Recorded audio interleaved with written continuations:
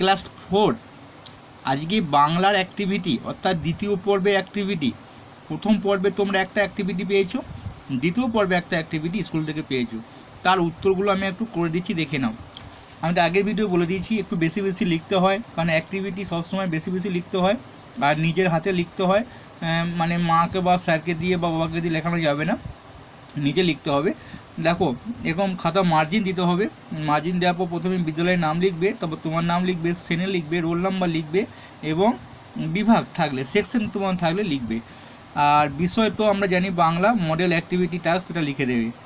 আর এটা চতুর্থ শ্রেণী লিখে দিয়েছি, শ্রেণীটা লিখে নেবে।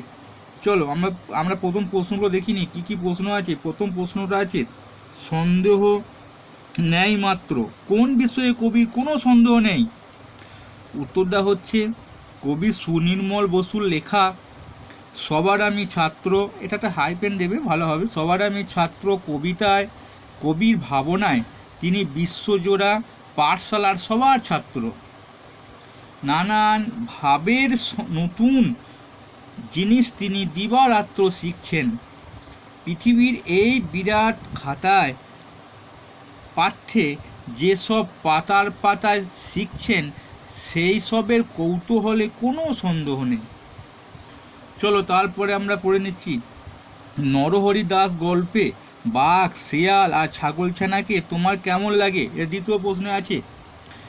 উত্তর হচ্ছে 1.2 আর কি, এটা 1.1 ছিল, এটা 1.3 হবে। চলো আমরা দেখিনি যে বনে, উত্তর হচ্ছে বনের ভয়ঙ্কর পশু বাঘ এই গল্পে কেমন বোকা বোকা এবং ভীতু ভীতু দেখাচ্ছে, তাই তো গল্পের শেষে দেখা গেছে তার প্রাণ বাঁচাতে প্রাণপণে ছুটতে হয়েছে। তারপরে বন্ধু বুদ্ধিমান পশু শিয়াল, সেও ছাগলছানার মন গড়া কথায় ভয় পেয়ে তার মামাকে ডাকতে গেছে। গল্পের শেষে দেখা গেছে তার করুণ অবস্থা। তারপরে ছাগলছানাকে বেশ মজাদার লেগেছে। প্রথমে সে কেমন বোকা বোকা হয়ে ষাঁড়ের কথায় বিশ্বাস করে দূরের বনে ঘাস খেতে গিয়েছিল, কিন্তু বিপদের সময় সে বেশ বুদ্ধির পরিচয় দিয়ে শিয়ালের গর্তে ঢুকে শিয়ালকে বুদ্ধি দিয়ে তাড়িয়ে তার গর্তে রাত কাটিয়েছে। তারপরে 1.3 প্রশ্নটা স্কুলে হল ঘরে তাঁবু খাটানোর 2 দিন পরে ঘটনাটা কি ঘটেছিল, এখানে কোন ঘটনার কথা বলা হয়েছে। উত্তর হচ্ছে তমু এতে সবার একটা করে গাছ ছিল, মানে স্কুল চত্বরে যে গাছগুলি ছিল ছেলেমেয়েরা। চলো আমরা পরের পাতায় দেখে নেবো, পরের পাতা অনেকটা একটু বড় প্রশ্ন তো এটা। প্রত্যেকে তার একটা করে গাছ দখল নিয়েছিল। ছেলেমেয়েরা মনে করতো গাছগুলি তাদের নিজস্ব সম্পত্তি, ফলে অন্য কাউকে গাছে চড়তে দিত না। ইয়াসুকি চানের পোলিওর জন্য পায়ের অসুবিধা ছিল, ওর নিজস্ব কোনো গাছ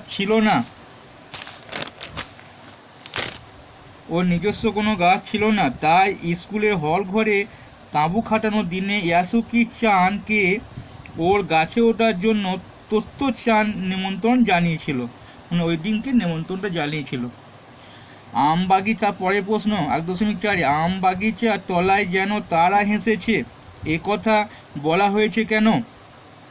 গোলাম মুস্তফার লেখা বনভোজন কবিতার বৈশাখ মাসে দুপুর বেলায় নুরু, পুসি, আয়েশা, সফিরা আম বাগিচায় তলায় বনভোজনের জন্য তারা সবাই মিলিত হয়েছে, তাদের খুব মজা হয়েছে, সেখানে তারা আনন্দে হাসাহাসি করছে, তাই এখানে আমবাগিচার তলায় হাসার কথা বলা হয়েছে।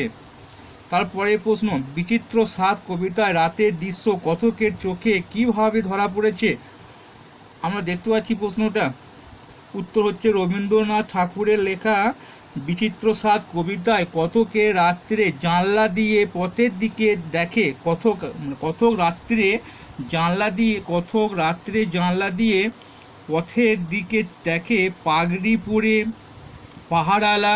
পাহারাওয়ালা রাস্তা দিয়ে হেঁটে যায়, গলিগুলি আঁধার থাকে, লোক কম চলাচল করে, গাছের আলো মিটমিট করে, মিটমিট করে জ্বলে আর কি, মিটমিট করে জ্বলে।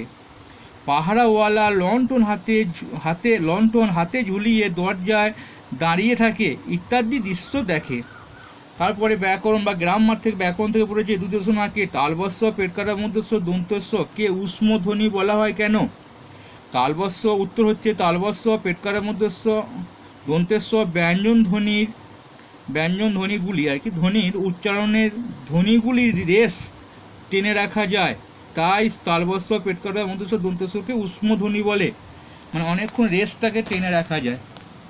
তারপরে প্রশ্ন, অল্প প্রাণ এবং মহাপ্রাণ ধ্বনি কাকে বলে? উদাহরণ দাও। যেসব ধ্বনি উচ্চারণের সময় নিঃশ্বাস অল্প বের হয়, যেসব ধ্বনির উচ্চারণের সময় নিঃশ্বাস অল্প বের হয়, ফুসফুস থেকে বাতাস কম বের হয়, সেই ধ্বনিগুলিকে বা ফুসফুস থেকে বাতাস কম বের হয় সেই ধ্বনিগুলিকে অল্প প্রাণ ধ্বনি বলে, যেমন ক, গ, চ, বর্গীয় জ। আর যেসব ধ্বনি উচ্চারণের সময় নিঃশ্বাস বেশি জোরে বের হয় বা ফুসফুস থেকে বাতাস বেশি বের হয় তাদেরকে মহাপ্রাণ ধ্বনি বলে, যেমন খ, ঘ, চ, ছ, চটা হবে না, খ, ঘ, ছ আর ঝ। তারপরে এইটা প্রশ্ন আছে, ক বর্গের সঙ্গে কোনটা মিল হবে? দন্ত হবে না কণ্ঠ হবে না ওষ্ঠ হবে না মূর্ধন্য হবে না তালু হবে? তাহলে আমরা দেখে নিচ্ছি ক বর্গের সঙ্গে কোনটা হবে। এখানে হবে কণ্ঠ, উত্তরটা এদিকে দিয়ে দিয়েছি, তার মানে ক বর্গের সঙ্গে এই কণ্ঠটা হবে আর কি। আর চ বর্গ তালু হবে, যেটা তালুটা চ বর্গ। আর ট বর্গ হবে মূর্ধন্য, মানে ট বর্গটা মূর্ধন্য হবে, ত বর্গটা দন্ত হবে, ট বর্গটা তটা দন্ত হবে, আর লাস্টে প বর্গটা ওষ্ঠ হবে। তাহলে এটা পয়ের সঙ্গে ওষ্ঠ হবে। তাহলে তোমরা এই উত্তরগুলো তোমরা একটু খাতায় লিখে নেবে, আমি যেভাবে বললাম নিজে লিখবে, অন্য কাউকে তো লেখাবে না। পরে তোমাদের অঙ্ক আমি দিয়ে দিচ্ছি, একটু লক্ষ্য রাখো, পরের ভিডিও তোমরা অঙ্কটা পেয়ে যাবে এবং পরিবেশটা পরের ভিডিও পেয়ে যাবে। ভালো লাগলে অবশ্যই লাইক করবে।